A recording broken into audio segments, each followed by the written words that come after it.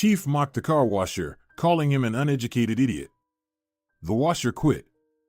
And 7 years later, the boss comes to the bank for a loan for his sick daughter's operation. The man walked into the car dealership as usual, shoulders squared, a confident stride across the shiny floors, savoring the scent of new cars. People always viewed him as successful and wealthy. He was indeed such, presenting to the world only the mask of a proud, self-assured person who had achieved everything one could dream of. His dealership was the most prestigious in town, frequented by affluent clients seeking expensive cars. He could do it all. Get a rare model? Easily. Customize a car with a unique color? No problem. Orizio could fulfill any request. The only requirement was that the buyer had the money, everything else was secondary. He knew his employees didn't like him much. He understood they saw him as a cruel and arrogant boss. To some extent, he was, but he knew that his life, though seemingly beautiful and carefree, wasn't as bright as it seemed. There was a time when he could boast not only success and wealth, but also a beautiful wife. Selina was his muse, his inspiration, his pillar, and the love of his life, the mother of their charming daughter, Eve. However, he lost Selina in a foolish yet cruel accident. Orizio remembered that day as if it were yesterday. They were celebrating their 5th wedding anniversary. They had left their daughter with Selina's mother, Gabriella. After a long walk and a pleasant evening at the city's most expensive restaurant, Selina volunteered to drive their car. A storm caught them midway, turning the road into a slippery surface in an instant. If Orizio hadn't distracted his wife, caressing her thigh, she might have handled the car. One moment she laughed at his caresses, the next they were flying off the road, tumbling and crashing the car through the vegetation on the slope. Orizio survived, bruised and scratched. Selina did not. Since then, he had been alone with his daughter. Gabriella, Selina's mother, didn't abandon the widower. She took on the upbringing of her granddaughter, allowing Orizio to work for the benefit of their small family. But after his wife's death, he hardened, became cynical, distracted only by indulging his daughter with any whim or even the most expensive gifts, reminding him so much of his wife. He became tougher in business, strict with his employees. Perhaps it was because of his wife's death that he lost the ability to enjoy life and began to perceive the world through the lens of loss. It became incredibly difficult to surprise him, and he stopped considering how his actions or words might harm others. Slacking off again, "You damn lazy bum," barked Orizio as he passed by one of his employees. This young man was just a simple car washer, cleaning and polishing floors to a shine, buffing cars, ensuring all displayed vehicles were spotless for visitors. His stern, albeit youthful, face always irked Orizio. The man couldn't even recall the washer's name. What difference did it make? A washer was a washer. He didn't care what they were called. He was just another rank-and-file employee, often changing nearly every month. Today one, tomorrow another, the day after a new one. So why bother remembering names? His indifference was reinforced by the prestige of the car dealership. There were always long queues of applicants for various positions. He had seen so many resumes, and would see even more. "Don't look at me, idiot. Look here." Orizio marched up to the washer and jabbed a finger at the hood of an incredibly expensive car, leaving smudges on the freshly polished surface. "You missed a spot. Fix it quick. First customers will be here soon." The washer said nothing, glowering at the owner as he dutifully wiped away the marks left by his boss. Orizio headed to his office, feeling irritated. Every time he saw this washer, his teeth ground with hatred. This anger arose spontaneously, without any particular reason, but Orizio couldn't help but find fault with this young man.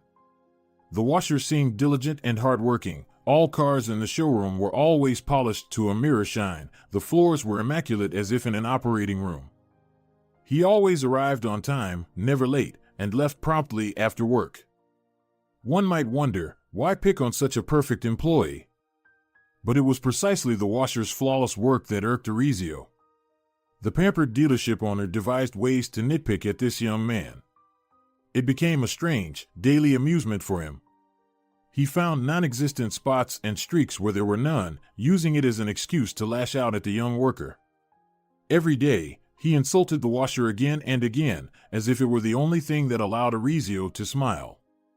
He comforted himself with the thought that he had the right to insult anyone beneath his social status, and he considered most people around him to be such. After all, he held 3 advanced degrees, not just from anywhere, but from the world's top universities. And therefore, he despised anyone with diplomas from local colleges, such as the washer working in his dealership. In Orizio's opinion, this young man was not worthy of any different treatment. This day proceeded routinely in every sense and passed swiftly, papers demanding his attention, incredibly tasty coffee, his personal assistant flirting with him again without evoking even a hint of reaction from Orizio. The man quickly grew tired and headed away. His remaining work could be handled by his employees, including those closing the car dealership for the night. Passing by the car washer, Orizio once again felt irritation rising within him. "You idiot, who taught you to hold a rag?" Orizio barked. "How were you even hired here, you clueless head? What is this? I'm asking you, what is this? Quickly mop the floors and don't you dare slack off. Get to work, I say. And don't you dare leave until everything's fixed." The washer remained silent as usual, glowering at the car dealership owner, and picked up the mop that had just been set aside after finishing mopping the floors. If not for the boss, who had walked across the still damp floor in dirty shoes, everything would have been fine. Orizio walked away, not even considering that his employee had been contemplating quitting for more than a day. He no longer had the strength to endure the constant attacks. Even the most patient and restrained person could have long ago snapped at this arrogant and uncompromising boss. The washer, Hector, ground his teeth as he scrubbed away the dealership owner's footprints, knowing it was time to bid farewell to this job. He had worked so long and steadfastly at this place, outlasting most other employees, that to everyone else he seemed the only constant worker besides Orizio at the prestigious car dealership. The next day, it all repeated once more. Orizio arrived at work smiling and content until he saw Hector. The young man diligently wiped off another streak on the windshield of a newly installed car in the showroom, preparing it for visitors. The brand new business class model gleamed under the lights, but Orizio grimaced at the sight of Hector meticulously wiping away invisible marks from the car. The dealership owner swiftly approached Hector. "How many times do I have to teach you to do your job?" Orizio shouted at him. "Do you need to wave a rag around a lot? Enough slacking off, you idiot. Let's go. Polish it. And do it thoroughly this time, so there won't be any more of these streaks." The man ran his fingers over the car, leaving prints on the freshly polished surface. Hector, as always, stayed silent, watching him go with a glare. Orizio entered his office and slumped into his chair, getting down to business. His mood improved slightly, reprimanding the car washer once again made him feel important. Less than an hour passed before Hector walked into his office. "And what are you doing?" Orizio snapped at the young man. "Get back to the showroom quickly and mop the floors. I can see from here that they're all filthy." The washer silently placed a document on the boss's desk and headed out without uttering a word. Frowning, the car dealership owner picked up the paper and irritably looked at it. It turned out to be a filled-out resignation form. "You've decided to quit?"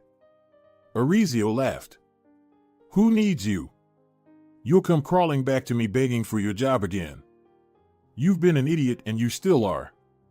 You can't even properly wave a rag and wipe off stains." Insults continued to fly at Hector's back as he quietly gathered his things and left the car dealership where he had faithfully worked for so many years, putting in his utmost effort and keeping everything in pristine condition. Orizio laughed about it for the rest of the day. By the next day, everyone had forgotten they ever had a diligent worker who quietly did his job and endured the boss's attacks. For the car dealership owner, it seemed like everything had settled down. There was nothing else to distract or irritate him. Though, of course, the self-satisfied man still found fault with other employees, but he shouted much less now that the quietest lad in the showroom was no longer working there. But life is never that simple. One day, Orizio's daughter, Eva, returned from a long overseas trip where she had celebrated combined festivities with some of her friends. Orizio knew it was someone's birthday and a close friend of his daughter's had gotten engaged. Though Eva was a student, at that moment she was without duties, which was supposed to start only in a month. And Orizio easily let his daughter go on a long vacation. Everything was as usual. The girl boasted about her rest, shared impressions and photos, talked about how well she had spent her time and what new dishes she had managed to try on her trip. Only day passed, and Eva seemed to be fading away before our eyes. First, an incredible weakness and dizziness appeared. Then Eva suddenly lost her appetite, and her stomach twisted from any food, even the lightest. "Don't worry so much, Orizio," reassured businessman Gabriella. "Granddaughter just returned from another country, probably caught a cold, that's all." Orizio didn't intervene, trusting the more experienced woman in terms of child rearing. After all, she loved her granddaughter and wouldn't wish her harm. "She's been eating fruits and vegetables for almost a month, don't worry," Gabriella lamented the next day, once again clearing away Eva's untouched dinner portion. Orizio was grateful Gabriella lived with them, watching over Eva, as he spent too much time at work. "If anything changes, let me know," Orizio replied. "Of course, son, do you think I'd keep you in the dark? Don't worry, everything will be fine soon. I'll make soup, and you'll see, Eva will recover." But time passed, and Gabriella found more excuses: stress from starting school, climate change, magnetic storms. But once, when they were preparing to dine together, Orizio saw his daughter stagger towards the table. "Dad." Eva sounded very weak and couldn't say more. She collapsed to the floor. Orizio and Gabriella rushed to her, but she seemed so pale and unresponsive to their pleas to wake up that Orizio picked her up and rushed to the car. The trip to the hospital didn't take long. There, in the emergency room, an endless whirlwind of tests, results, and doctors' examinations began. "Don't worry." Orizio tried to cheer up Gabriella, equally worried about their granddaughter. "Maybe it's just a hormonal imbalance, and they'll give her some pills, and that's it." But it wasn't that simple. Orizio spared no expense and pressured the doctors to use every available means to get one single answer. Distraught, Orizio nearly fainted upon hearing his daughter's final diagnosis. Without Gabriella, he might have been in shock for a long time. A rare disease requiring extensive medical intervention could be fatal for the girl. Orizio's life turned upside down, his usual confidence and sense of authority were gone. He became gloomy, lost in thoughts and worries. At work, he snapped and seemed more cruel than ever before. The employees of the car dealership began to avoid him, just to avoid getting in his way. If before they feared his anger, now they were afraid of him because the man could fire anyone without any reason. The dealership staff speculated about what had happened to their boss, but rumors were flying until one gossipmonger revealed the true reason behind Orizio's intensified cruelty. "Did you hear?" Local gossip Lavrentia chirped during lunch break with her colleagues. "His daughter got sick. She's in the hospital right now." "Seriously? Is that why he's like this?" responded Lorenzo, a top car sales leader. "Well, you think? He's usually strict enough, but not this nervous. My cousin told me about it. She's a nurse at the hospital. His daughter, Eva, got admitted with some illness. They say it's serious and requires long-term treatment. The diagnosis is bleak." "Poor girl," sighed another woman who worked in accounting. "Not only does she have a father with such a bad temper, now this illness." "Oh, who cares about them?" scoffed the car salesman, sipping his strong coffee. "They're swimming in money like it's nothing. Orizio will pay for the treatment, and everything will be back to normal. You'll see." No one dared to speak directly to Orizio, enduring his outbursts and attributing it all to his concern for his only daughter. Meanwhile, Orizio tried to carry on, balancing visits to his hospitalized daughter with work. Despite his efforts, over time, the business began to decline gradually. He started giving up, once he had enough physical and mental strength to be successful in his business, but now the care of his daughter took precedence, and Orizio gradually withdrew from managing the dealership. He delegated many responsibilities to others, without considering whether they were ready for the extra load. These decisions led to new problems arising. Perhaps he could have managed it all, but life threw him another curveball. An anonymous tip-off to the tax authorities resulted in the dealership being closed for a thorough inspection. As it turned out, during his daughter's illness, Orizio completely neglected his business and the employees responsible for things like taxes and other payments. The burden shifted onto other employees, who couldn't keep up with the mounting paperwork. This blow to the dealership led to Orizio's accounts being frozen, and almost all of his savings were used to settle the debts uncovered during the inspection. But the man wasn't thinking about any of this. His main concern was Eva. His daughter urgently needed surgery. If up until this point Orizio could easily find the necessary funds for something like this, now he felt uneasy. The car dealership was barely staying afloat, and the exorbitant sum required for the surgery seemed incredible and unattainable. On another evening, sitting at the dinner table, the man struggled to eat the meal prepared by Gabriella. Eva's grandmother always found the strength not only to support her granddaughter by visiting her in the hospital, but also to support her father, who was doing his utmost to fix everything but clearly was beginning to despair. Orizio, don't lose hope. The Lord is testing you, but it's not a reason to give up. Eva needs us. Gabriella urged him, equally concerned for her granddaughter as Orizio himself. The Lord is testing me enough. Orizio snapped, feeling drained. Selena died, leaving me alone with Eva, and now Eva is facing death from some damn illness. And all these problems with the tax authorities. If the dealership could operate like before, there would be money for treatment. Gabriella understood his frustration and didn't take offense at his tone. Don't lose hope. Selena is watching over us from heaven. She will surely watch over Eva and won't let her perish. I remember how much she loved both of you. She won't let Eva suffer for long. Believe in her.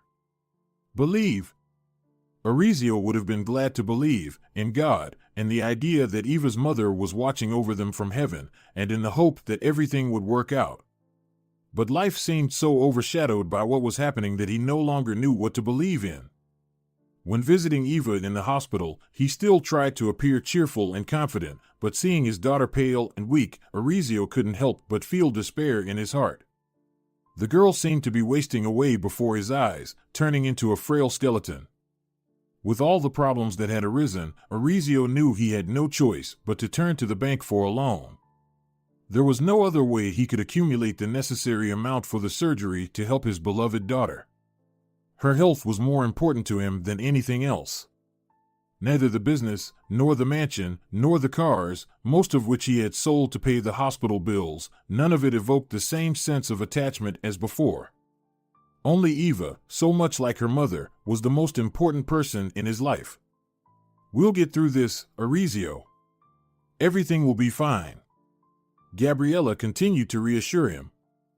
The man knew how deeply she worried for her granddaughter and was grateful for her support during this difficult period in their lives.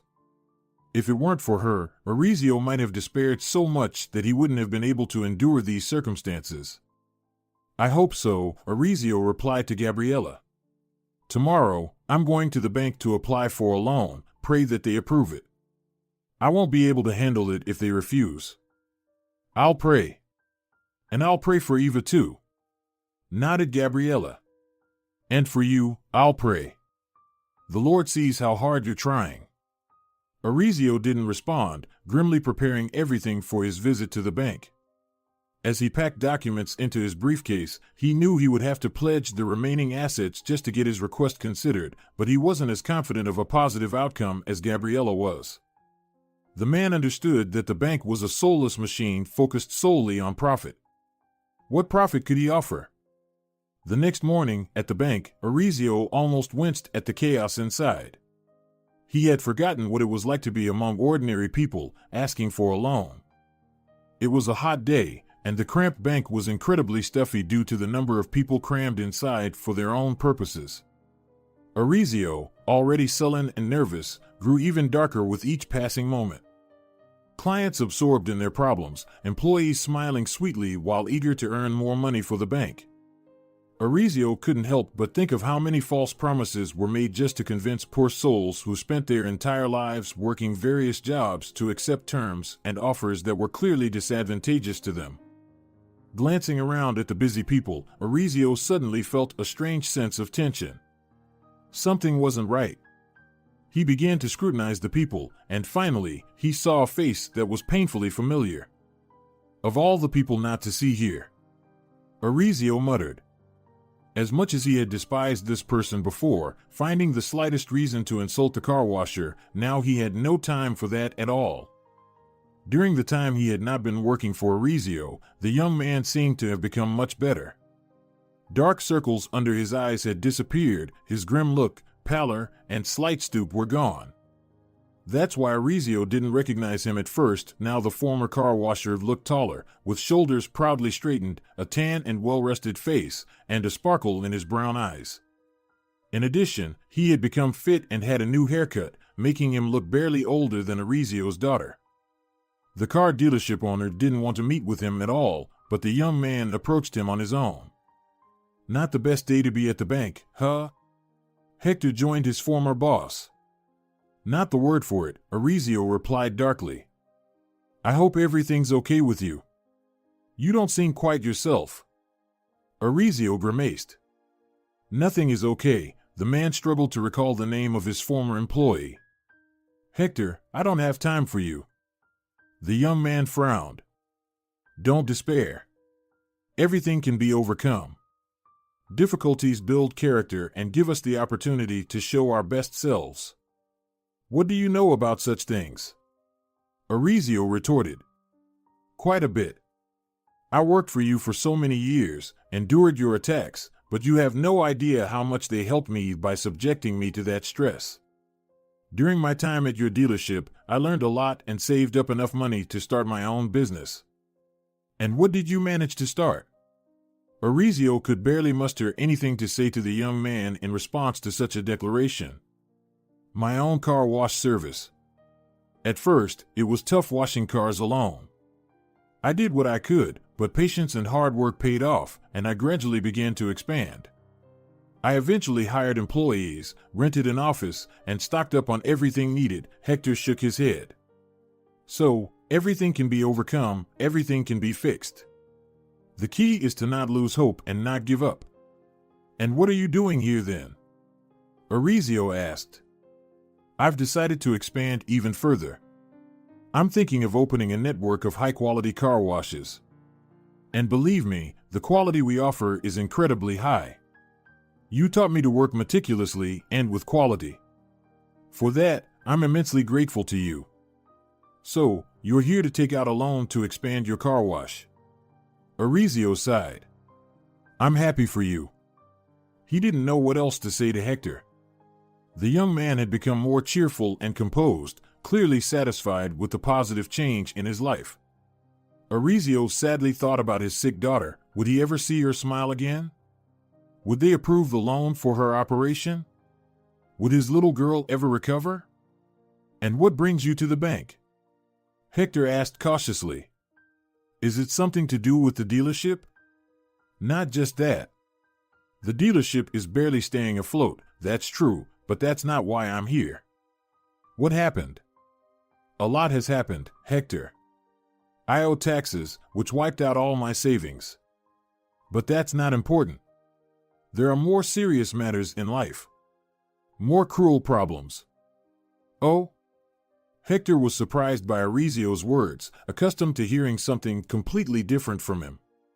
Were the once important matters of money and the car dealership suddenly not so important to the man? Something must have strongly influenced him, prompting him to change priorities in life. I don't even know if they'll approve my loan, Orizio continued. I'm ready to put up everything I have left. And I really need the money. The situation is too dire to get through this without funds. Why do you need the money? Hector inquired. My daughter. The car dealership owner sighed heavily. My Eva, she's in the hospital. Hector was surprised. It was the first time he had learned that Orizio had a daughter. What happened? The young man asked. At first, we thought it was nothing. Just a cold, a change in climate after her long vacation abroad. Orizio's voice trembled. We thought it would pass. Then she collapsed, and we rushed her to the hospital. Since that night, she's been lying there. The doctors ran so many tests that all my remaining funds went to consultations with the best specialists. We found out what's wrong, but now we need money for surgery. Without it, Eva won't survive. And I've run out of money. I've spent it all. That's why I'm here. Hector sat silently beside him, trying to think of something to say to Orizio, but he didn't even manage to open his mouth. The speaker crackled to life, announcing that it was his turn, and he should approach a specific counter. Everything will be all right. Hector patted his former boss on the shoulder, rising from the couch where they had been sitting and talking. Orizio didn't respond, lost in his thoughts. He took out a photograph from his breast pocket and looked at the image taken shortly before his wife's death. He looked at Selena's happy face, at his laughing, still very young daughter sitting on his shoulders, and his own joyful face. Tears welled up in his eyes, and Orizio irritably wiped them away.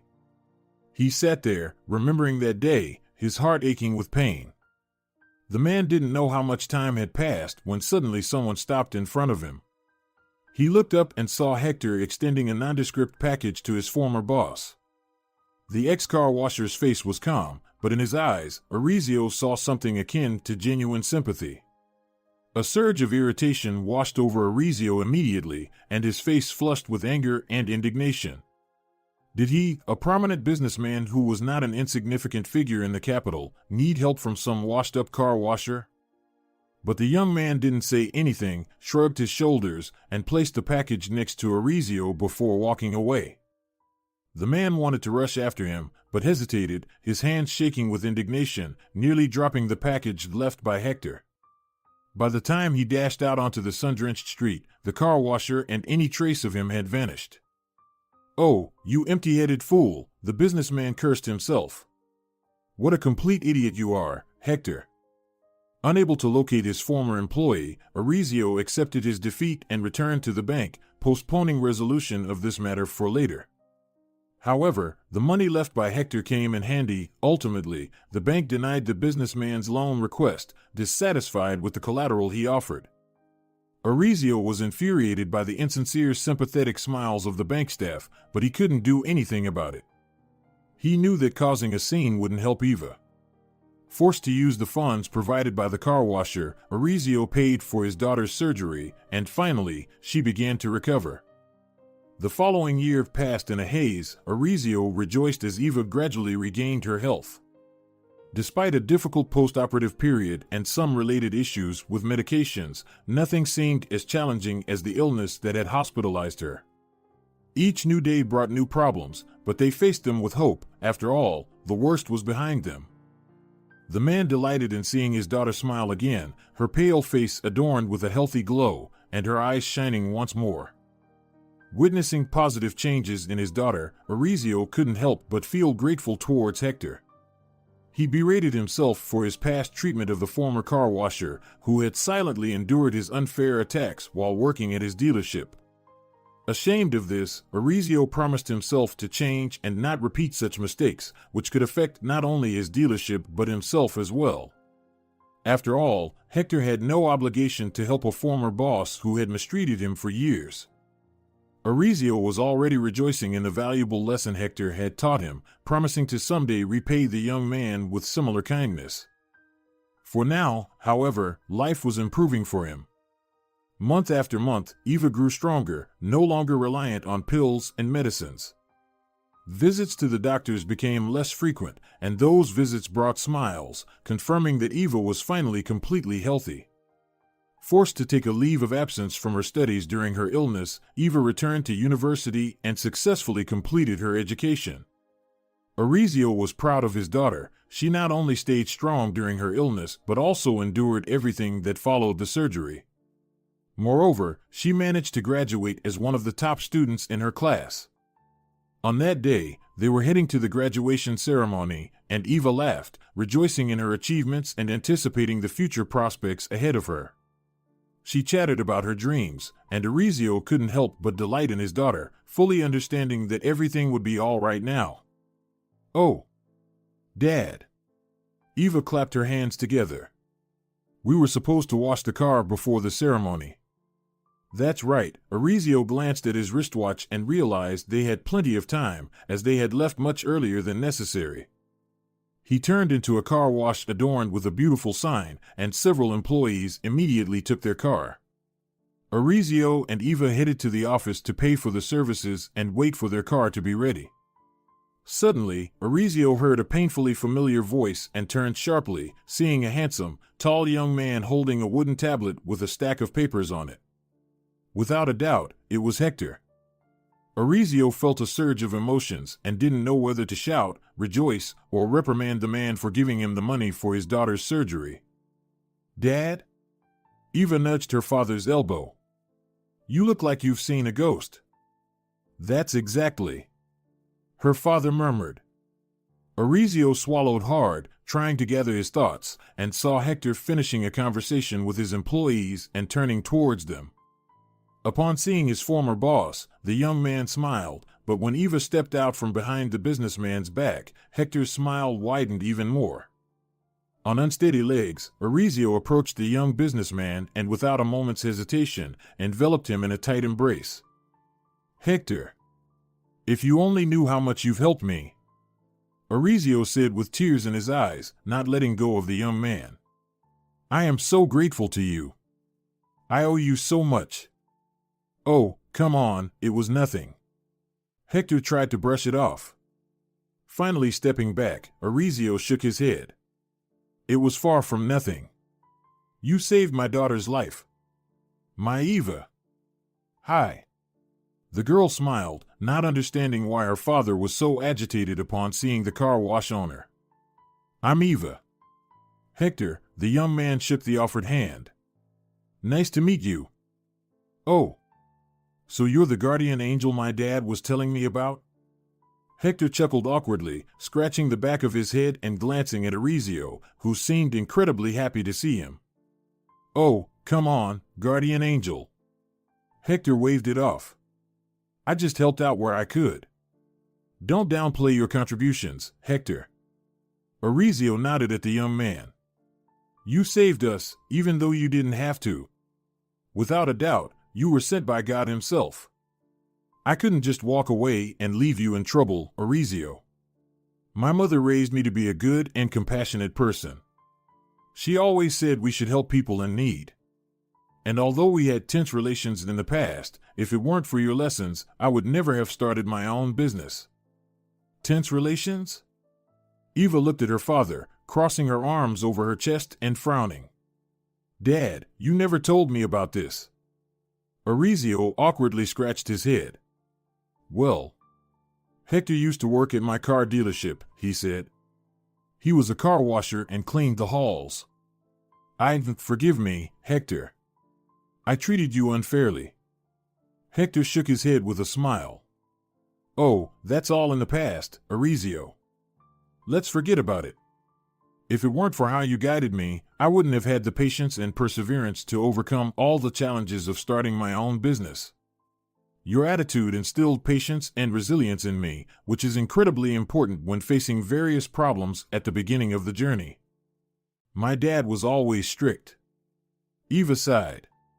"But I had no idea what was really going on."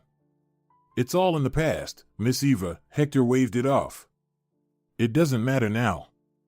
The main thing is that you are alive and well, and the rest doesn't matter." The young man became even more flustered when he saw the girl smile. Never before had he felt so thrown off balance. It was as if lightning had struck him, shaking him so much that he suddenly lost all his confidence. It wasn't just the beauty of the girl that struck him, but the lively eyes filled with life, her thirst for living and finding joy in each day after everything she had been through. This sincere desire to see beauty in the world after trials was something not everyone possessed, and that's what attracted Hector the most. "Dad, you do agree we can't let his kindness go unrewarded, right?" Eva nudged her father's side. Orizio looked at his daughter. "And what do you suggest?" The girl laughed. "Why don't we invite him to dinner?" Her father smiled. "Why not? Great idea. Hector, you mustn't refuse our invitation." The young man truly couldn't resist Eva's charming smile. That same evening, he listened spellbound as she enthusiastically talked about her dreams, not only to work in her chosen field, but also to help people, just as Hector had done without hesitation when he helped her father. Hector couldn't take his eyes off her, and Orizio smiled, understanding that these two had found common ground, not just because the young man had helped pay for the girl's operation when it was so desperately needed. In the passionate gaze of the former car washer, Orizio saw admiration and budding love. In some ways, he reminded the man of himself when he met Selena many years ago. From that day, Orizio and Eva's lives took a turn for the better. Hector and Eva began dating, and Orizio couldn't have been happier. He couldn't have dreamed of a more worthy son-in-law. The man became more cheerful and confident, as if he had never experienced despair when everything in life went awry. Gradually, he restored his auto dealership to its former glory, paid off all his debts, and even expanded, opening new showrooms in neighboring cities. He kept a close eye on his business, no longer allowing himself to miss reports or tax payments, to avoid a situation that nearly closed down his creation forever. His collaboration with Hector also played its part, and together they expanded their business, celebrating each other's successes. Orizio stopped being as harsh at work, and employees began to stay longer in his company. Now there were no resignations due to Orizio's bad temper, which used to provoke outbursts against his employees. Meanwhile, Eva was glad to see her father becoming more joyful and gentle, more often revealing his better side. Whereas before he grumbled at his employees, who constantly slacked off and annoyed him, now she heard praise and pride for his team. "Oh, Dad," Eva said one day, smiling. "I'm so glad you've changed like this. If it weren't for you, my daughter, and Hector, I would have remained a gloomy and grumpy tyrant." Orizio hugged his daughter. "You both managed to make me change, and I am immensely grateful for that. Mom would be proud of you, Dad." Eva kissed her father on the cheek.